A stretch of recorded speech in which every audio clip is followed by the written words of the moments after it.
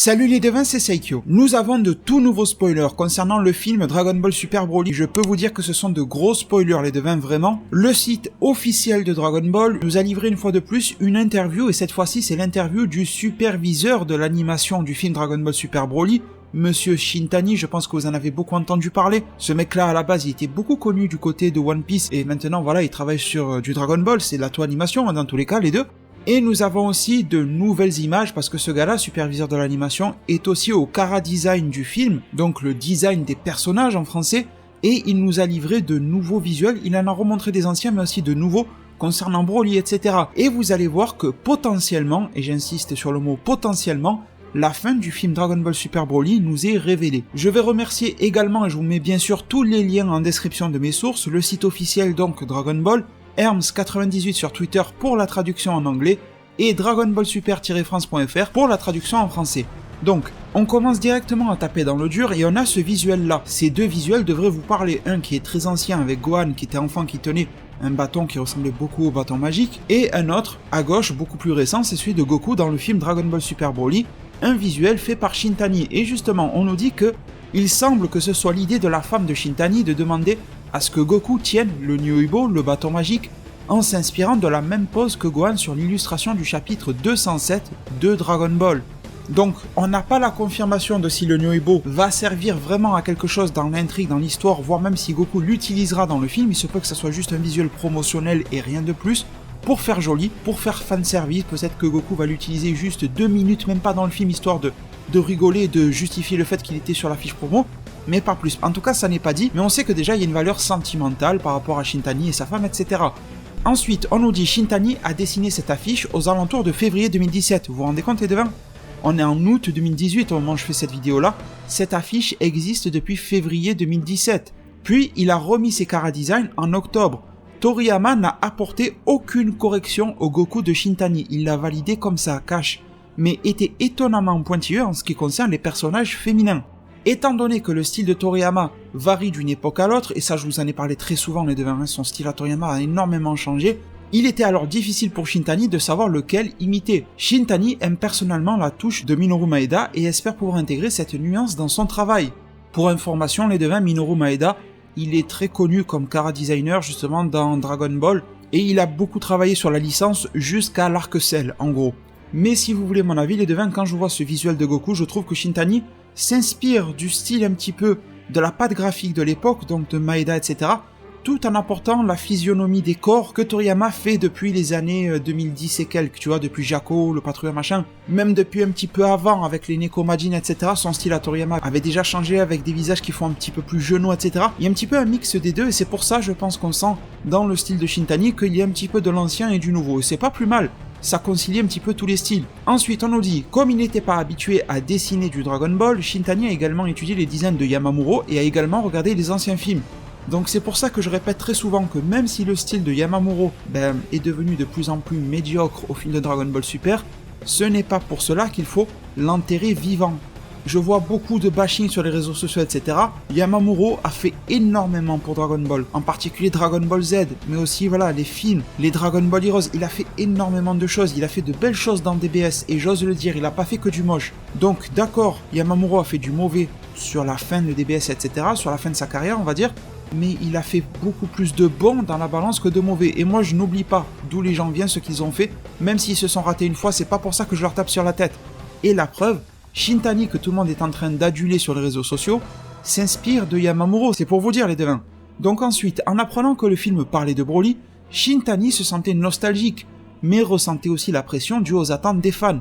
Le Broly de Toriyama est différent de l'ancien, ce qui pourrait sembler bizarre pour les vieux fans, mais il espère que les fans anciens et nouveaux apprécieront le film. Donc dans cette phrase-là, un petit peu d'émotionnel sur Shintani, et la confirmation les devins que ce Broly de Toriyama version 2018 n'est pas le même que l'ancien, mais bon, je vais pas revenir sur ça 25 fois, on le sait déjà. Shintani n'a pas beaucoup d'expérience sur les animés avec des personnages musclés, ce qui a fait de Broly un défi pour lui.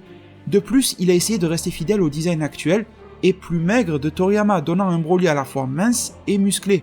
Donc là, pour les personnes qui aiment beaucoup tout ce qui est création, chara design, etc., c'est intéressant. Parce que voilà, comme je vous l'ai dit, Shintani, il fait beaucoup de One Piece, il y a des mecs balèzes et baraques, mais c'est pas non plus la marque de fabrique de la série, je trouve. Vous me direz ce que vous en pensez, les personnes qui sont plus fans que moi de One Piece, Je pense pas que la marque de fabrique de la série soit d'avoir des mecs qui soient gigantesques baraques, comme ça pouvait l'être à l'époque de DBZ, tu vois. Je pense qu'on a des personnages qui sont assez secs, qui ont des muscles apparents et tout ça dans One Piece, mais qui sont pas non plus des baraques à frites, tu vois ce que je veux dire, ils sont pas énormes. Il y a toujours les exceptions qui viennent confirmer la règle, des personnages très musclés dans One Piece, tu en as, mais c'est pas chose courante, je trouve, à mes yeux. Les personnages comme Luffy, comme Law, comme Zoro, etc., pour moi c'est beaucoup plus courant dans le One Piece, vous me direz votre avis. Et on nous confirme aussi ce que je vous disais, le fait que Toriyama évolue au niveau du style et qu'il fait des personnages plus minces, plus genoux, etc. On nous précise que Shintani n'utilise généralement pas beaucoup d'ombrage pour les scènes de vie et garde cela pour les scènes de combat à la place. De cette manière, plus d'ombrage signifie au public que c'est le moment des affrontements faisant ressortir les muscles des personnages. Le réalisateur du film, Nagamine, donne aux animateurs la main libre, alors Shintani espère que l'individualité de chaque animateur transparaîtra dans le film. Shintani a également déclaré que l'objectif de Nagamine était que le film rapporte 10 milliards de yens, soit en euros environ 80 millions d'euros. C'est juste énorme les deux, vous vous rendez compte pourquoi il y a du merchandising partout, on nous montre déjà les figurines alors que le film n'est pas sorti, il y a déjà des trucs, des événements sur Dokkan Battle, enfin il y a des tas de choses qui se préparent et qui sont déjà sorties alors que le film n'est pas sorti, il est sorti nulle part, alors que même Dragon Ball Super en France par exemple n'a pas fini d'être diffusé, le tournoi du pouvoir doublé en français, mais on a déjà des événements de Dokkan Battle sur le film. On a déjà tout un commerce qui se met en place alors que le film n'existe pas, n'est même pas terminé. Donc c'est un truc de fou et la somme est complètement astronomique les devins. Ensuite on nous dit Shintani a commencé Dragon Ball, et si vous voulez mon avis, je pense que cet objectif sera largement battu. Enfin bref, Shintani a commencé Dragon Ball avec l'anime lorsqu'il était à l'école primaire. Il regardait les films avec son grand frère chaque année. Toriyama a choisi Shintani parmi plusieurs personnes auditionnées pour le poste, ça on le savait déjà les devins. Mais on a un petit peu plus de détails comme quoi Shintani a dessiné Goku, Vegeta et Bulma, les personnages qui préoccupaient le plus Toriyama. Shintani affirme que c'était la première fois qu'il dessinait du Dragon Ball, malgré son travail chez la Toei. Alors là, les devins, il y a une petite connerie, je pense, même une grosse, c'est que Shintani a déjà travaillé sur du Dragon Ball. Il a déjà travaillé sur l'espèce de film d'animation Dragon Ball Z, et je crois même qu'il était directeur de l'animation aussi, il faudrait vérifier ça, mais en tout cas il travaille sur l'animation du film Dragon Ball. Salut, Son Goku et ses amis sont de retour. Vous savez, là où il apparaît Tarbell, machin, tout ça, Abo Kabo, tout ça là, enfin bon, il a travaillé sur ça, donc comment peut-il dire qu'il n'a jamais dessiné du Dragon Ball ou du Dragon Ball Z, etc., alors qu'il a travaillé sur ce film-là dans l'animation, c'est juste impossible. Donc il y a soit une connerie de transcription, soit le mec a un trou de mémoire, c'est bizarre parce qu'entre Toriyama, qui nous fait une interview, enfin qui nous poste un commentaire sur le site officiel, en nous disant que Broly s'en rappelle plus, il a fallu qu'il revoie les premiers films, et lui qui nous sort que c'est la première fois qu'il dessine du DBZ, ou du DBS, peu importe, que c'est la première fois qu'il dessine du DB alors qu'il en a déjà fait, c'est vrai que c'est pas très rassurant, mais en même temps, quand on voit les trailers, quand on voit les chara-design et tout, derrière on est rassuré les gars, c'est quand même l'essentiel, tu vois, que le résultat soit là. Et pour vous rassurer quand même, le Shintani, il a bossé sur le film One Piece Z, donc je pense que là ça vous rassure sur la qualité. Mais c'est vrai que c'est bizarre de voir le mec dire quelque chose d'aussi gros et d'aussi incohérent que ça, enfin bon, il y a sûrement une erreur quelque part. Et là les devins, nous en sommes alors à la fin de cette interview qui a été communiquée sur le site officiel, et nous avons des chara-design, en particulier pour Goku et pour Broly. Nous avons du Goku forme de base, donc bon, il y a des trucs un petit peu différents, tu vois, genre le voir dodo et tout ça, mais je vais pas passer 3 quarts d'heure sur ça, à la limite vous mettez pause sur ma vidéo, comme ça vous le voyez. On a Goku Super Saiyan de niveau 1, que je trouve vachement classe, le SSJ God qui est totalement réussi à mes yeux, le Blue qui est juste un recolor sur les chara-design du SSJ de niveau 1, mais ça passe tranquillement, aucun souci. Alors vous savez qu'on nous a déjà montré Broly sous cette forme-là, regardez la forme de base, avec le collier sans armure, avec son espèce là de demi-jupe verte au niveau de la taille, d'accord? Mais par contre les deux on avait tous déjà remarqué que ses vêtements sont pas les mêmes que celui du Broly transformé. Regardez, le Broly transformé il est comme ça, et donc il a le pantalon, l'espèce de legging comme je le dis en rigolant, qui est violet. Les bracelets n'ont rien à voir, sont beaucoup plus sophistiqués, tu vois, quand il est en mode vêtement de Freezer, quoi. Là, il a un bracelet bleu typique Saiyan, époque Bardock, époque jeunesse de Vegeta, tout ça. Et il a des bottes très typiques, justement, de l'époque Bardock, jeunesse de Vegeta et tout ça. Donc, ces vêtements qu'il a là, Broly, ce sont des vêtements de Freezer, mais d'une ancienne époque. De l'époque où la planète Vegeta était toujours en vie, vous voyez ce que je veux dire? Existait toujours plutôt. Tandis que là, quand il est transformé, Broly, ou quand on le voit avec sa nouvelle armure, en mode basique, en mode rage et tout ça, il a les vêtements violets, il a une nouvelle armure, il a les nouveaux bracelets, les chaussures ne sont pas les mêmes. Ça, ce sont encore des vêtements de l'armée de Freezer, mais de l'époque de maintenant, pas de l'époque de la planète Vegeta. Donc il y a un avant et un après. On est d'accord sur ça les devins, on le savait déjà, le spoiler n'est pas là. Mais c'est important. Le truc, c'est qu'on nous a révélé des chara-design, un nouveau chara-design quand il est en mode rage et tout ça. Aucun souci avec ça, mais on nous a révélé un autre chara-design avec Broly forme de base, Sauf que regardez ses vêtements, à qui ressemble-t-il? Ressemble-t-il au Broly forme de base avec les vêtements bleus? Ou au Broly transformé? Ou genre le Broly tout propre, tu vois, qui a été nettoyé tout ça, version Freezer 2018? Bah il a les mêmes vêtements que le mode Freezer 2018. Il a le pantalon violet, il a les bottes version nouveau quoi, version Dragon Ball Super, il a les nouveaux bracelets, etc. Il a tout l'attirail, tous les vêtements, les accessoires et tout, du nouveau Broly, et pas de l'ancien forme de base. Donc, les deux, qu'est-ce qu'on comprend de ça? C'est que quand il a les vêtements bleus, c'est au moment où quelqu'un va le trouver. Sur une planète, comme il a été dit dans Dokkan Battle, Broly a été exilé, donc moi la petite idée que je me fais, c'est que Broly est arrivé enfant ou bébé dans sa capsule, il avait peut-être soit déjà des vêtements Saiyan sur lui, et vous savez que les vêtements Saiyan sont extensibles, rappelez-vous de l'Ozaru, quand un mec se transforme en Ozaru, en gorille, il devient pas tout nu, il garde ses vêtements. Donc peut-être que les vêtements de bébé en grandissant deviennent des vêtements pour adultes, sans souci, ou alors peut-être que voilà, il était bébé, il a grandi un petit peu comme il s'est démerdé dans la nature comme un sauvage, et dans sa capsule, il a trouvé un kit avec des vêtements. Et du coup, il a mis les vêtements bleus, que vous voyez ici. Ensuite, il se fait recueillir par Freezer, peut-être par Shirai, par Remo, par Freezer directement, enfin, un truc comme ça. Il y a un lien qui se fait entre Broly, Freezer, Paragus, Shirai et Remo, et du coup, Broly, c'est normal, il va pas rester tout crade, il va prendre une douche, il va changer ses vêtements, il va pas garder des habits avec un trou au cul, tu vois ce que je veux dire? Donc, il va changer, et on va lui donner des habits actualisés, des vêtements nouveaux, avec le pantalon violet, d'ailleurs le violet symbolise plus Freezer que le bleu, hein, si on regarde bien. Donc le pantalon violet, la nouvelle armure, etc. Et il va être comme ça. Ensuite, il va se taper contre Goku et Vegeta, il va arborer cette forme-là, il va s'énerver un petit peu plus, il va devenir comme ça, il va se transformer le stade au-dessus, peut-être en voyant Goku et Vegeta utiliser le SAJ de niveau 1, il va se transformer tel quel, et ensuite, en se faisant tabasser par du SAJ God et du SAJ Blue à l'appel du côté de Goku et Vegeta et tout ça, Broly va finir sous cette forme-là, peut-être qu'il aura une forme supérieure, pour le moment on ne sait pas les devins, je l'espère de tout cœur, pour rafraîchir le personnage de Broly, qu'il aura une nouvelle forme avec un aspect plus divin ou quelque chose comme ça. Mais en tout cas, on sait que, pour le moment, sa forme full power, comme elle est appelée pour le moment, officiellement, c'est ça. Et pourtant, quand il est dans sa forme full power, regardez, ses vêtements sont encore propres, il perd l'eau des vêtements et tout ça, mais le bas, regardez, il n'est pas abîmé ni rien. Donc, cette version-là, c'est après le combat. Donc cette version-là semble être après le combat. Broly n'est plus en full power, il régresse vers sa forme de base, ce qui est logique pour un Saiyan, il va pas rester tout le temps en mode transformé. Il a retrouvé la raison d'une manière ou d'une autre, et le voici sous vos yeux. Donc les devins, la fin du film Dragon Ball Super Broly nous est potentiellement spoilé ici. Broly, soit il ne mourra pas à la fin de son combat comme ça a pu être le cas dans les anciens films qui ne sont pas canons, mais bon ça reste quand même une référence à nos yeux, ou alors même, et ça je vous en ai déjà parlé en vidéo, Broly pourrait gagner face à Goku et Vegeta, et pour moi l'hypothèse la plus plausible à ce jour, les devins, je reste toujours sur ça, c'est que Freezer va faire en sorte de recruter ou de manipuler un petit peu le Broly, et il va leur dire, il faut que tu prennes ta vengeance, le roi Vegeta a été méchant, le fils de Vegeta est là, fonce-lui dessus. D'ailleurs dans le trailer vous voyez bien que Broly fonce en premier sur Vegeta, pas sur Goku.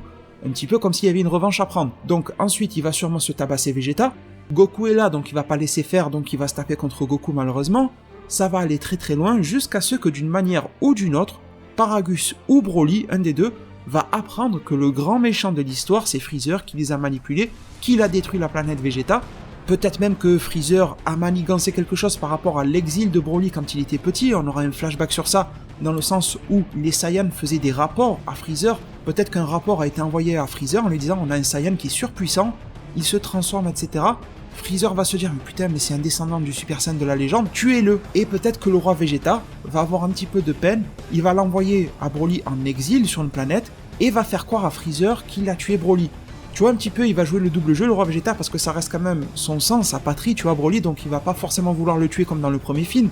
Il va avoir un petit peu plus de cœur et va l'exiler pour qu'on n'en entende plus jamais parler, et Freezer va croire que un descendant du Super Saiyan de la légende a été tué. Donc apprenant tout ça à Broly, le fait que Freezer au final a tout manigancé, qu'il est à la source de son exil et limite même de son meurtre et du meurtre de tous ses congénères de la planète Vegeta, et bien Broly qui avait largement le dessus dans le combat contre Goku, ne va pas aller jusqu'au bout du combat contre Goku parce que ça ne sert à rien. Goku et Vegeta ne seraient plus les méchants, ne seraient plus les mecs contre qui il faut se venger, ça serait au final des survivants, des rescapés compatriotes de sa nation Saiyan au final, il faudrait les préserver, il faudrait même se faire ami avec eux. Et du coup Broly se retournerait contre Freezer pour un combat ultime dans le film dans lequel Freezer se ferait déboîter, soit il se fait exploser à la gueule, soit même il se fait tuer. Moi je suis pas très partisan du Freezer se fait tuer, mais ça reste une possibilité ouverte. Et à la fin du film, Broly reprend son état normal, il n'y a aucune raison que Goku et Vegeta le tabassent, vu qu'au final on aurait démasqué que Freezer est le grand méchant de l'histoire, et on aurait Broly sous cette forme-là.